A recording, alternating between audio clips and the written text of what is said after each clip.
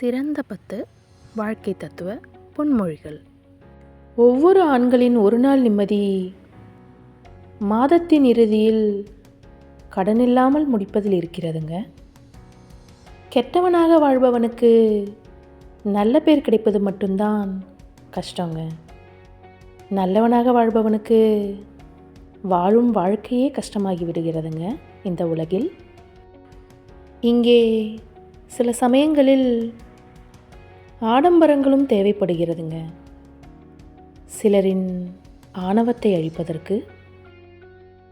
வாழும் காலத்தின் இறுதி வரை தன் பிள்ளைகளின் ஆசைகளை நிறைவேற்றுவதே தன்னுடைய பேராசையாக கொண்டவர்கள்தான் அப்பா.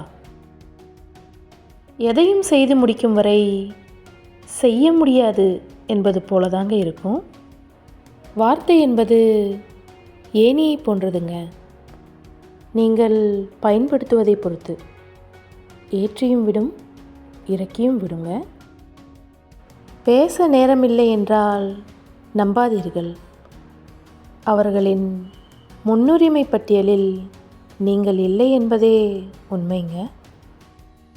அன்பாக பழகுவதை மறந்து அளவாக பழகுவதற்கு கற்றுத்தருகிறதுங்க சில அனுபவங்கள்.